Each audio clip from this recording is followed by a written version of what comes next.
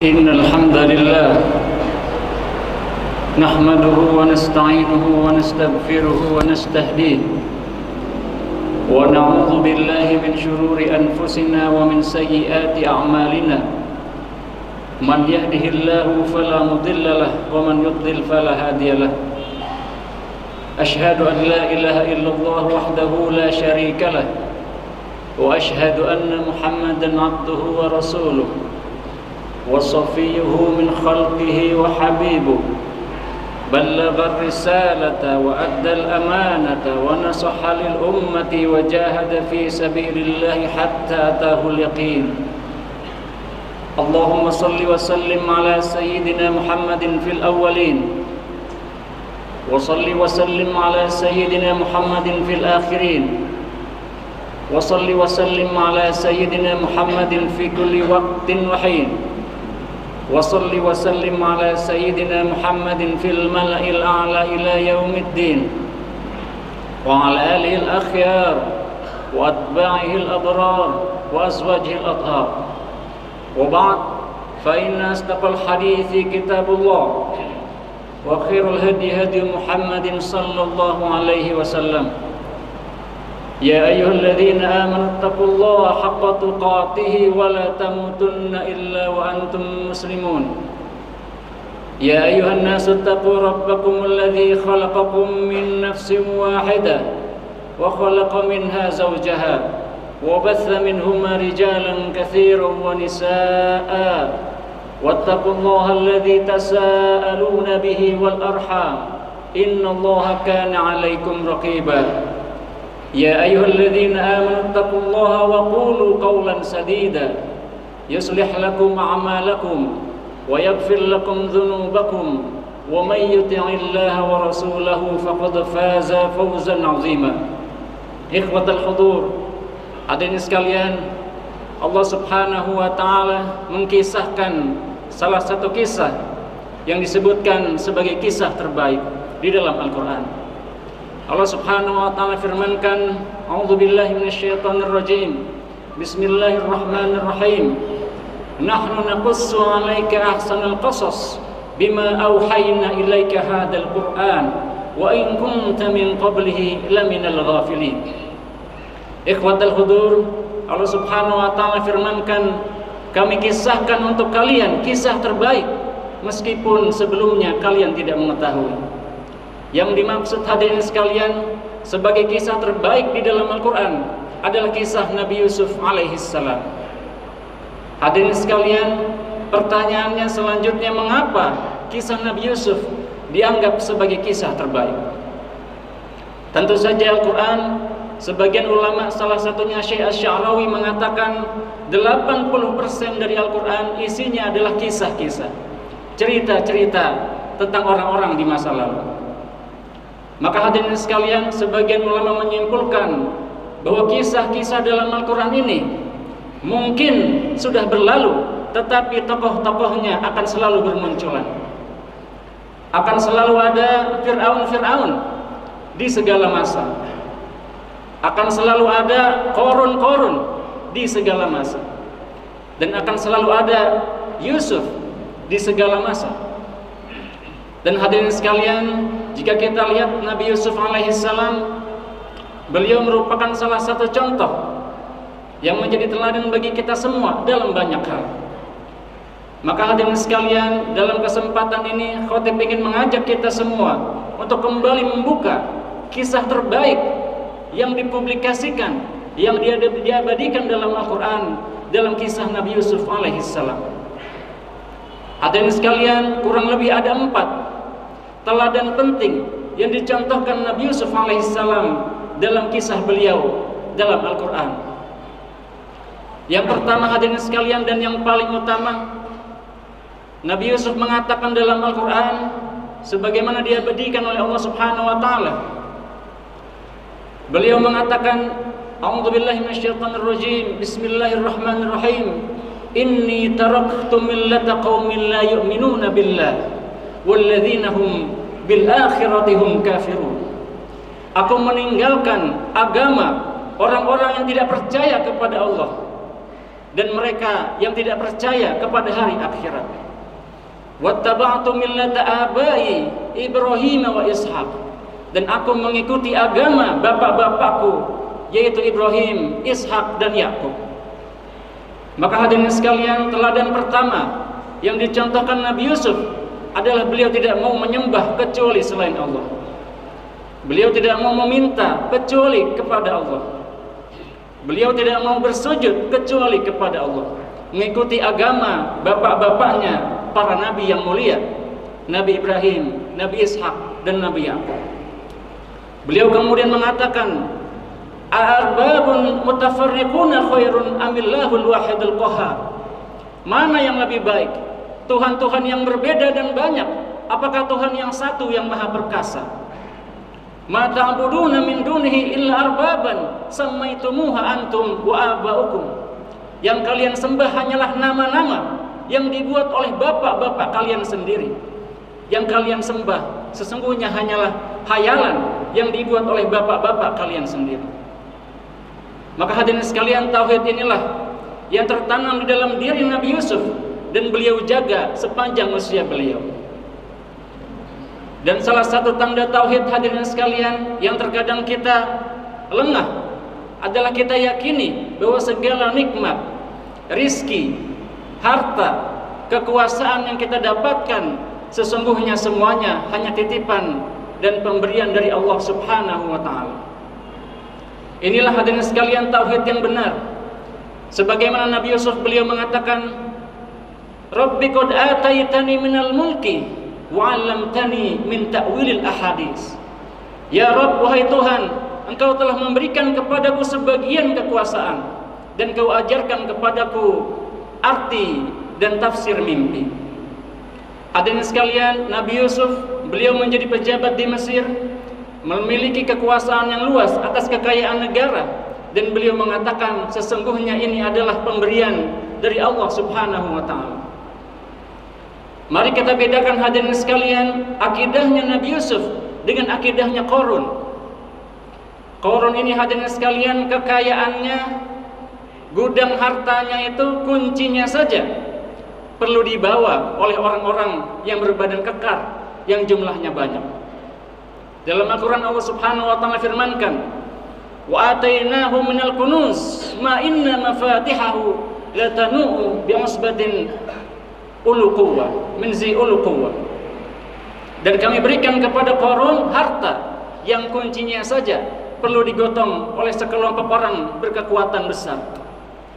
Namun apa kata Qarun hadirin sekalian? Dia mengatakan, "Innama utituhu ala ilmin indi." Aku dapat semua harta ini adalah karena kepintaranku. Aku dapat semua kekayaan ini adalah karena ilmuku.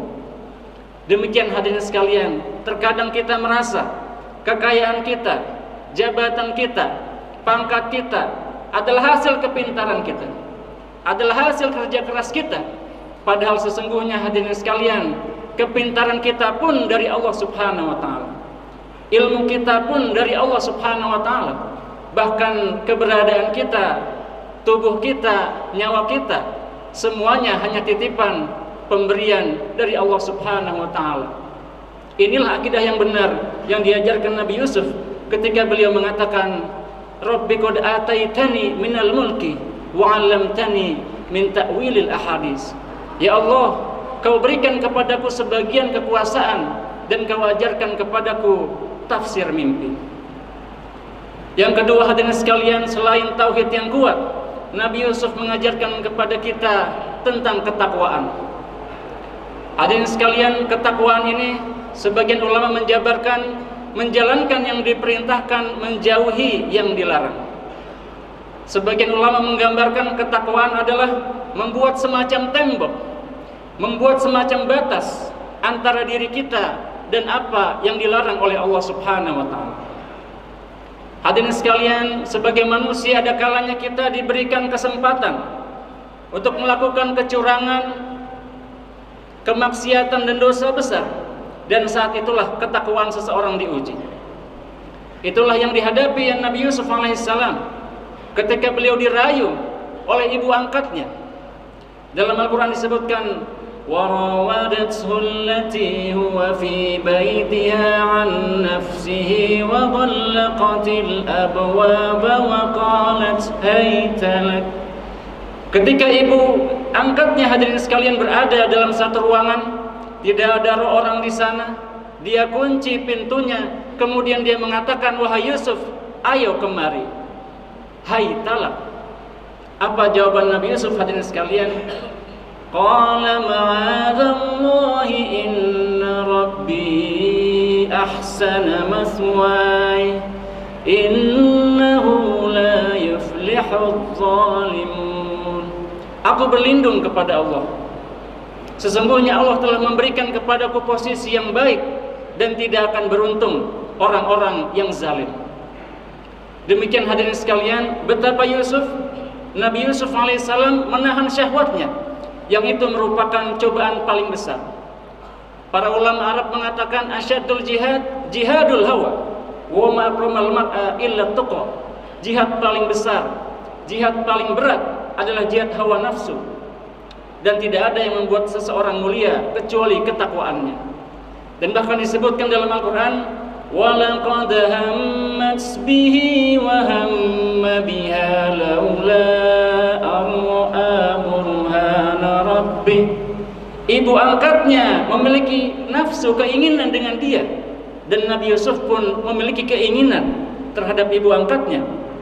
Namun Allah Subhanahu wa taala melindungi beliau, dan Nabi Yusuf pun lari, hadirin sekalian. Beliau lari dari dosa besar. Maka inilah hadirin sekalian yang harus kita lakukan ketika menemukan dosa besar. Jika kita diam di sana, bisa jadi kita terbawa.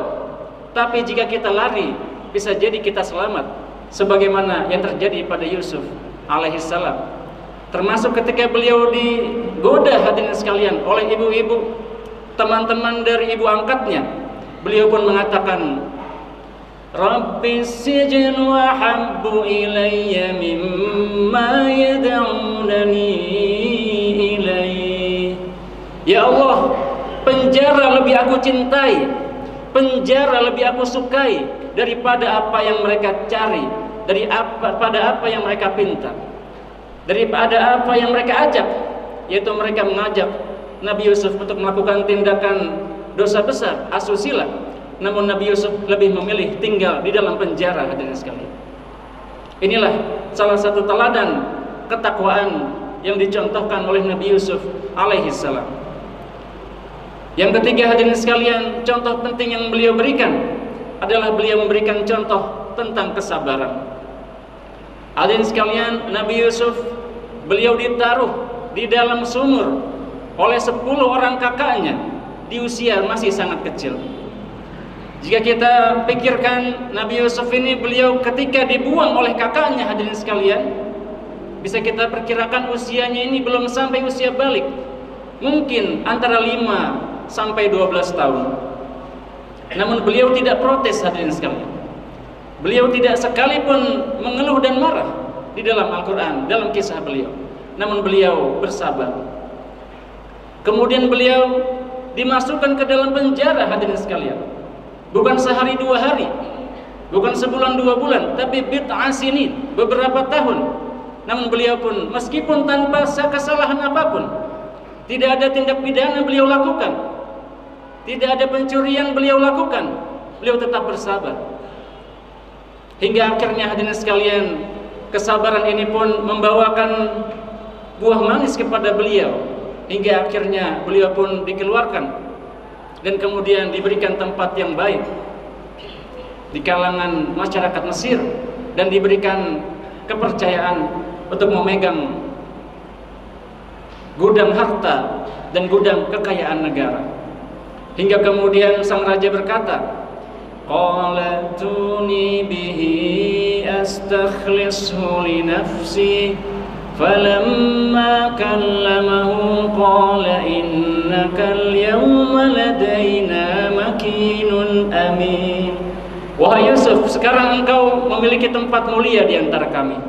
Maka beliau mengatakan, qala ja'alni ala khazainil ard inni hafizun alim. Jadikan aku di tempat penyimpanan harta negara.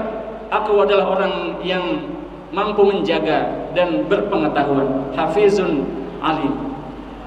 Demikian hadirin sekalian, beliau pun mengatakan, innahu man yattaqi wa yasbir fa innallaha la yudhi'u ajral muhsinin. Sesungguhnya barang siapa bertakwa dan bersabar, maka Allah tidak akan menyia-nyiakan pahala hambanya yang berbuat baik. Dan yang keempat hadirin sekalian, teladan yang beliau contohkan adalah bagaimana kita mengelola kekayaan. Nabi Yusuf beliau mengatakan, tazra'una sab'a sinina da'aban fama hasadtum fazaruhu fin sumbulihi illa qalilan mimma ta'kulun.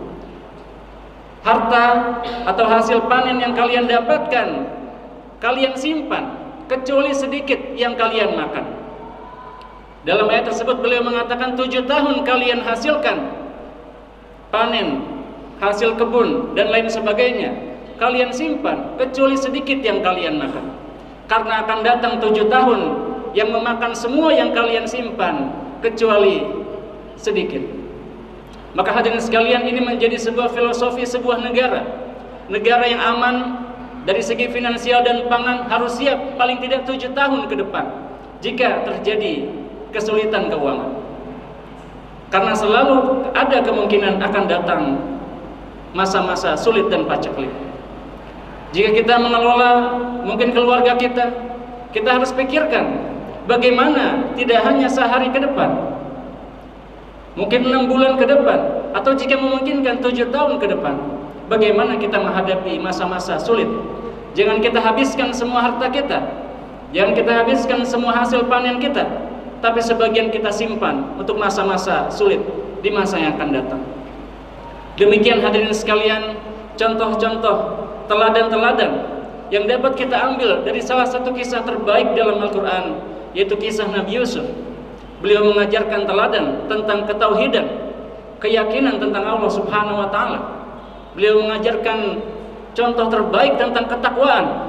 Beliau mengajarkan contoh terbaik tentang kesabaran, dan beliau mengajarkan contoh terbaik bagaimana mengelola kekayaan.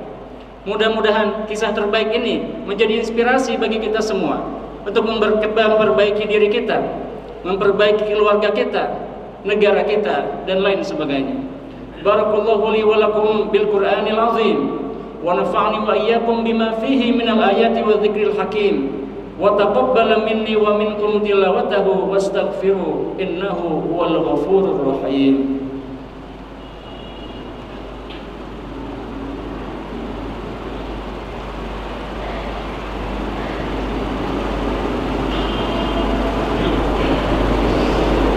Alhamdulillahi Rabbil Alamin, wassalatu wassalamu ala ashrafil anbiya'i wal mursalin, Sayyidina wa maulana Muhammadin wa ala alihi wa sahbihi ajma'in.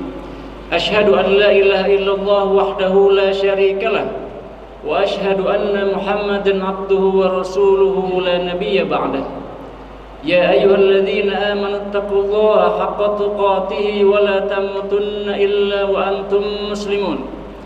Inna Allaha wa malaikatahu yusalluna 'alan nabi ya ayyuhalladzina amanu sallu 'alaihi wa sallimu taslima. Allahumma salli 'ala Muhammad wa 'ala ali Muhammad kama shallaita 'ala Ibrahim wa 'ala ali Ibrahim wa barik 'ala Muhammad wa 'ala ali Muhammad kama barakta 'ala Ibrahim wa 'ala ali Ibrahim fil 'alamin innaka Hamidul Majid. Allahumma ighfir lil muslimina wal muslimat wal mu'minina wal mu'minat al ahya'i minhum wal amwat innaka sami'un qaribun mujibud da'awat ya qadiyal hajat. Rabbana hab lana min azwajina wa dhurriyyatina qurrata a'yun waj'alna lil muttaqina imama. Allahumma ij'al Indonesia hadhihi baldatan aminatan mutmainnah sakha'an rakha'an wa sa'iru biladil muslimin. Allahumma a'izzal Islam wal muslimin wa ahlikil kafarata wal mubtadi'ata wal musyrikin wa dammir a'da'aka a'da'ad din wa akhdhul man khadhalal muslimin. Allahumma ansur ikhwanana fi Filistin. Allahumma qul lahum ya rabbal alamin. Allahumma ihtim dima'ahum washfi jarhahum warham mautahum wa taqabbal syuhada'ahum وانصرهم على أعدائهم يا رب العالمين. ربنا آتنا في الدنيا حسنة وفي الآخرة حسنة وقنا عذاب النار. وصلى الله على سيدنا محمد والحمد لله رب العالمين. عباد الله، إن الله يأمر بالعدل والإحسان وإيتاء ذي القربى وينهى عن الفحشاء والمنكر والبغي يعظكم لعلكم تذكرون. ولذكر الله أكبر. أقيموا الصلاة. الله أكبر.